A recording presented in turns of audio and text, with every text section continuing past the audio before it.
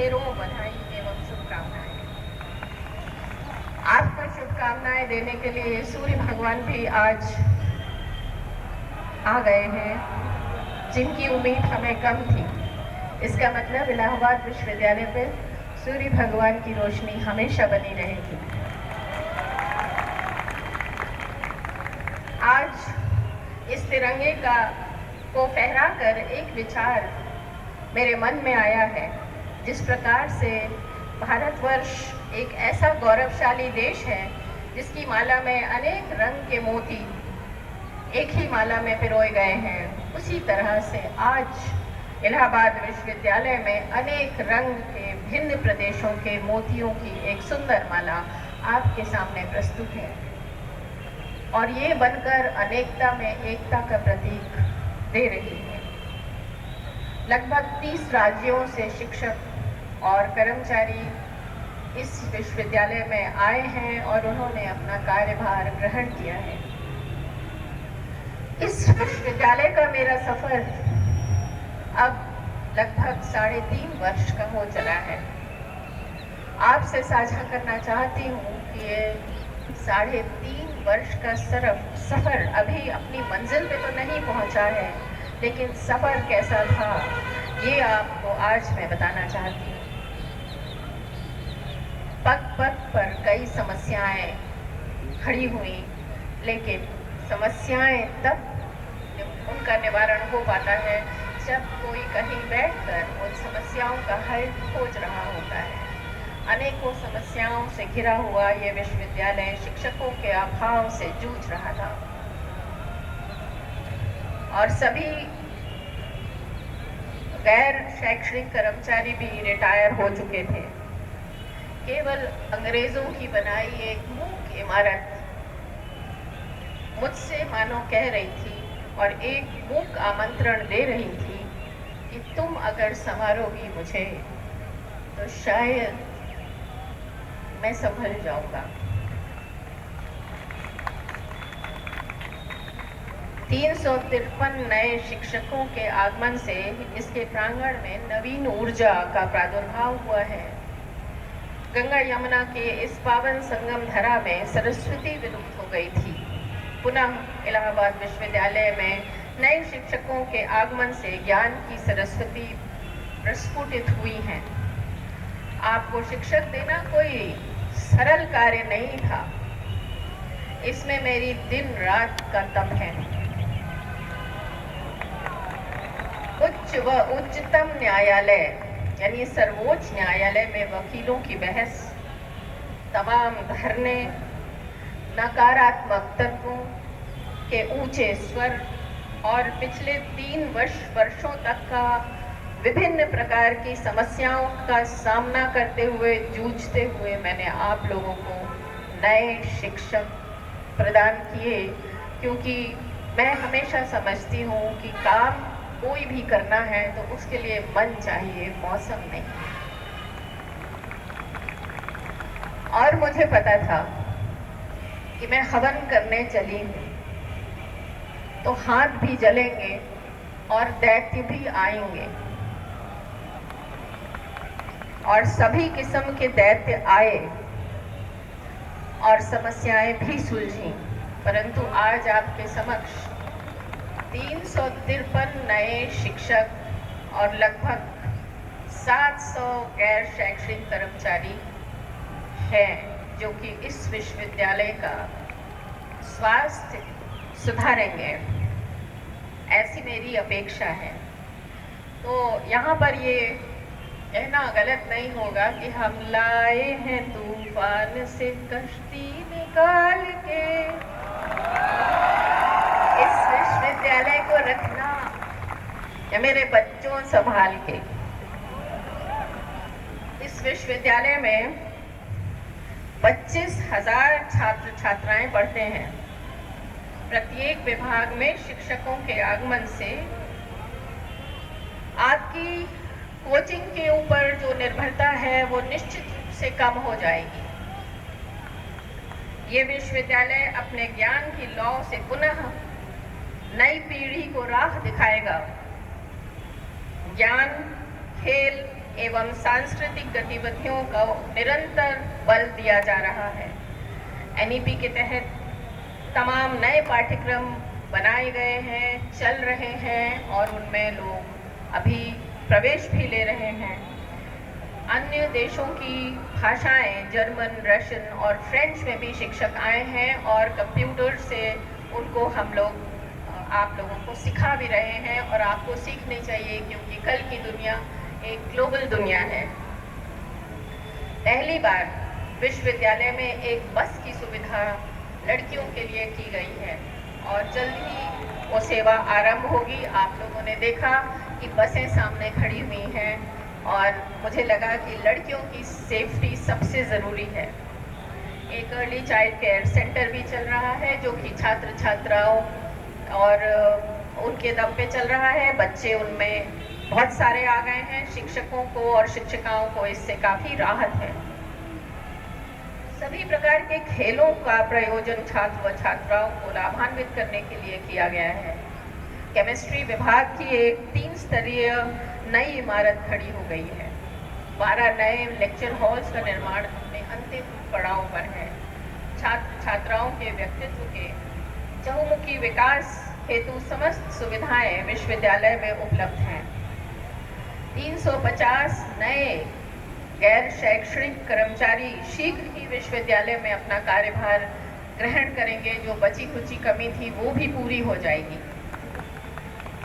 अत्यंत हर्ष के साथ मुझे आप सबसे साझा करने में प्रसन्नता हो रही है कि बहुत सालों के बाद पहली बार NIRF रैंकिंग में इलाहाबाद विश्वविद्यालय ने अपना स्थान बनाया है।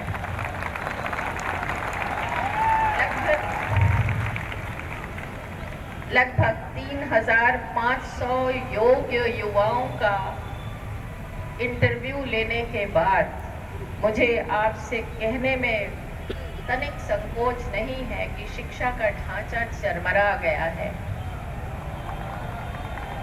पढ़ना आवश्यक है, लिखना उससे अधिक आवश्यक है।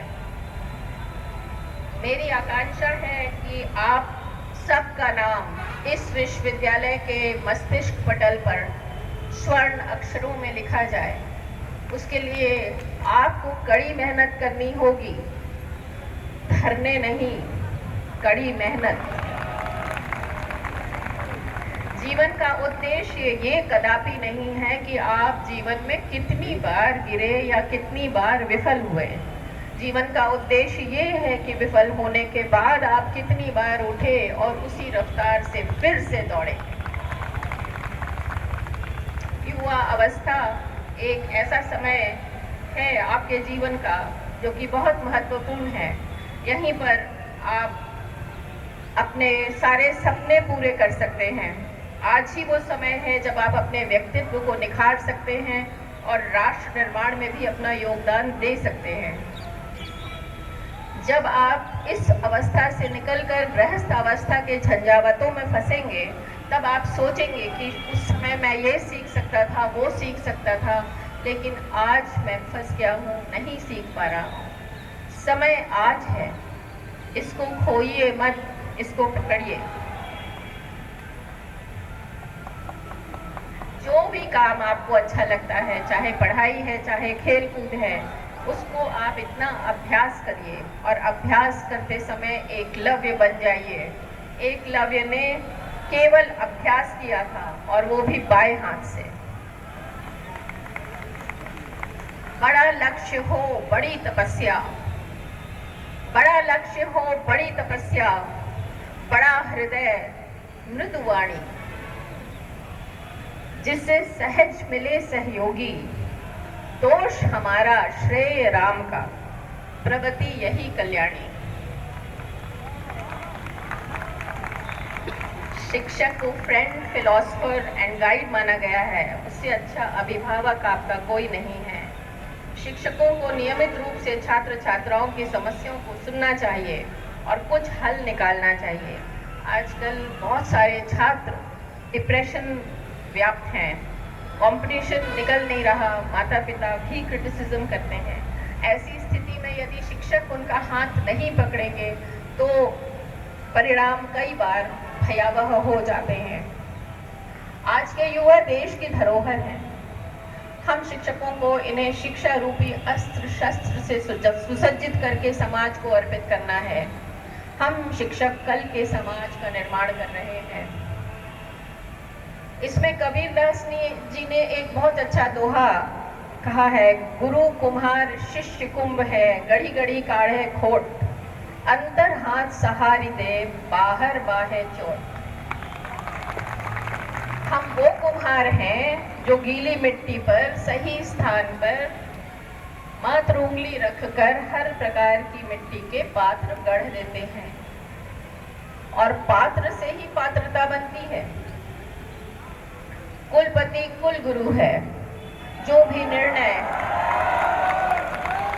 निर्णय कुलपति लेते हैं प्रथम दृष्टया कठोर होता है, परंतु अंत में वो सब आपके हित में होता है। दिव्य ध्येय की ओर तपस्वी जीवन भर चलता है। सज धज कर आए आकर्षण, पग पग पर झूमते प्रलोभन, होकर सबसे विमुख बटोही, पथ पर संभल संभल चलता है। अमर तत्व की अमिट साधना, प्राणों में उत्सर्ग कामना, जीवन का शाश्वत व्रत लेकर साधक हंस कण कण गलता है। हम शिक्षकों के हाथों यदि एक भी ईंट विखंडित हो गई तो वो सारे समाज को विखंडित कर देगी। शिक्षकों से मैं निवेदित करना चाहती हूँ कि ऐसे दिए बनाइए कि जहां वो रहें वहीं रोशनी लुटाएं। विश्वविद्यालय की ये सामाजिक व नैतिक जिम्मेदारी है कि वो राग और द्वेष से मुक्त मानव बनाकर जनमानस में एक ऐसा तूफान खड़ा कर दें कि मानवता भी हतप्रद रह जाए। प्रत्येक युवा एक ऐसा अमर सबूत बन जाए जिसकी कहानियां आने वाली पीढ़ियां पढ़ें व प्रेरणा लें। हमको गढ़ने हैं नए प्रेमचंद, हमको गढ़ने हैं नए दूधनाथ, हमको गढ़ने हैं नए बच्चन।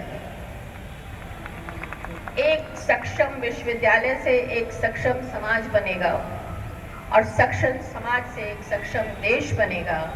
हमारे प्रधानमंत्री जी एक सक्षम व उन्नतिशील देश का निर्माण कर रहे हैं। हम शिक्षकों की उस निर्माण में बहुत अहम भूमिका है। शिक्षा के पंथ लेकर आप सबको एक आकुल उड़ान भरनी है। आपके लिए आकाश खुला है।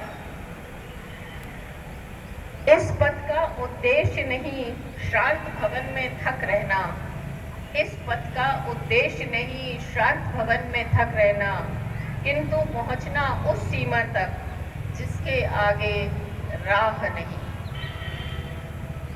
एक समृद्ध भारत, एक विकसित भारत की कामना करते हुए जय हिंद, जय भारत। उत्तरोत्तर प्रगति के मार्ग पर ले जाने वाले हमारे शिक्षकों का नेतृत्व करने के लिए और एक नए जीवन और एक नए दौर का आगाज करने के लिए हम अपने नेतृत्व करने वाली कुलपति जी को बहुत बहुत बधाई देते हैं कि NIRF में आखिरकार हम लोगों ने अपना पहला कदम रखा है और आने वाला समय हमको आगे ले जाएगा।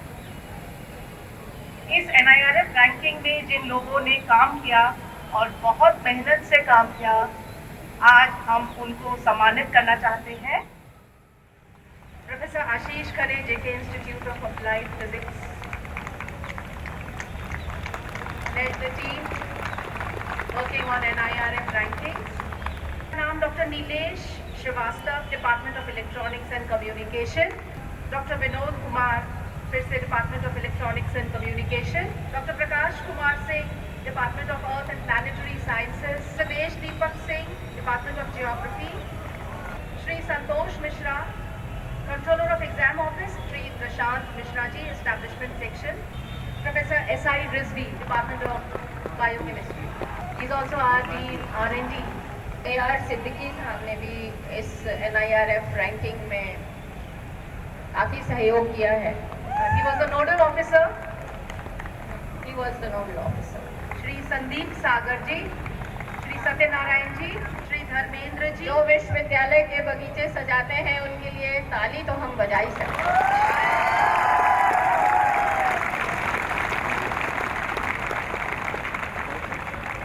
जो विश्वविद्यालय के प्रांगण को साफ रखते हैं उनके लिए भी हम ताली बजाएं। श्री सूरज कुशवाहा जी,